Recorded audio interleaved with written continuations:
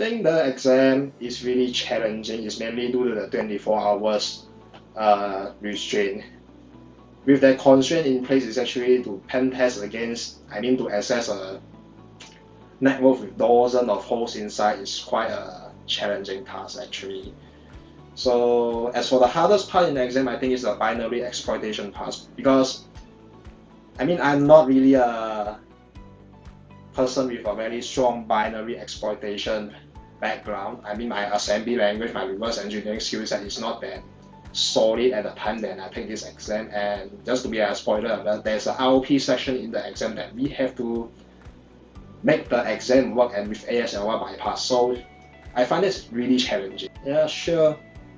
The things that I really like about the CPEN program is during the exam there is no tools restriction, and there's an option to split the exam into a two separate 12 hours sessions. So it's total up is still 24 hours exam, but I think it's much more healthy practice compared to a single 24-hour session.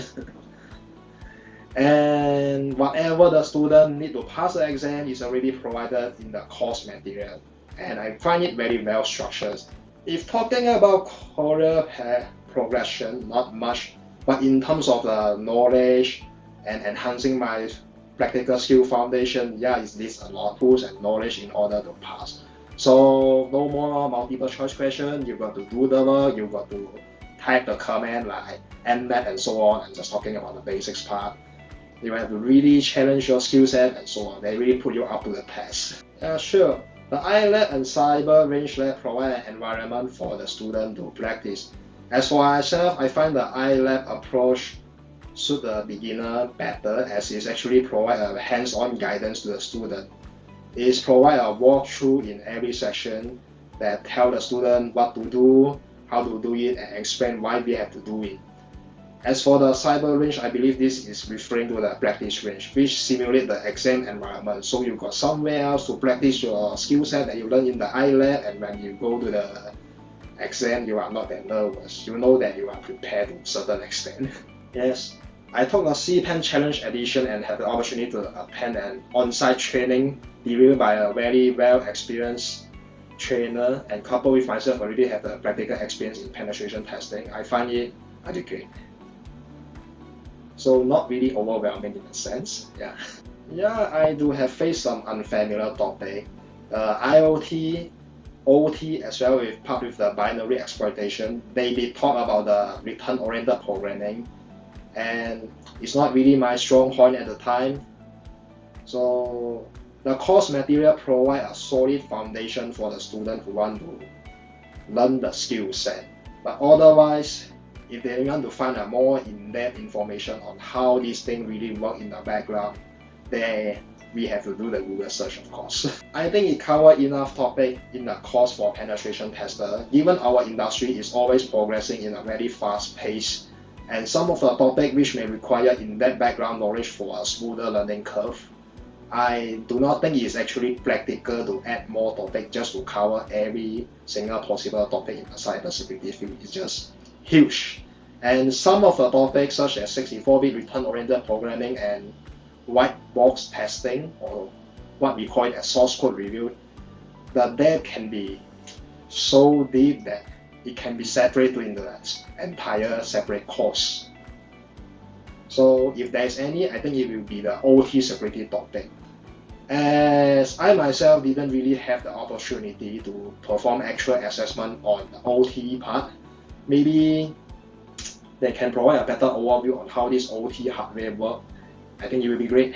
The OSCP, or what we refer to previously as penetration testing with collinear course, provide a course material that gives me the basics to perform practical security assessment. It encourages the student to actually practice and learn the technique in a provided lab environment with minimal guidance. And it's actually mentally challenging given it's a complete self-study course and demands self-discipline to make any progress. That's what makes it very well established in the industry in the first place. As for CPENs, at the time they discover broader topic, and some of the topic I find it hardly covered in the other courses, such as the OT and IoT. And I'm glad that I have the opportunity to meet a very experienced trainer. the guidance providers really smooth up the learning curve significantly. It's covered the broader topic and it's provide enough guidance for the student and just overall less restriction which simulate the real world environment better. Yeah, sure. CPEN structure the course in a way that it simulate the real world engagement scenario. It include the project management aspect until the sign off, although the exam did not really assess those parts. For OSCP, it did cover the engagement aspect as well, although not much. As most of the pen testing with Kali Linux course OSCP is focused on mastering the practical assessment technique to find the vulnerabilities. So what makes the CPEN exam difficult is the environment is significantly larger than the OSCP, like they're putting a dozen of machines and it's really take a lot of time to enumerate each of them. But what makes the OSCP exam difficult is the intended exploitation path approach. They fill it with rabbit hole and you have some tools restriction on the automated exploitation tools. In the iLab of the CPEN environment, it provided the guide for the student to practice the individual technique and a practice range that serves as the mock exam. The environment is found and allocated to each student individually. So it's not a shared environment and nobody will come in to reset my environment while practicing the technique halfway. And fixing some of the dependency issue will be great, of course. It's just a versioning issue in the library, if I remember correctly. As for the offensive security, they have overhauled their lab environment since I passed the exam, so what I speak of may not represent the current state.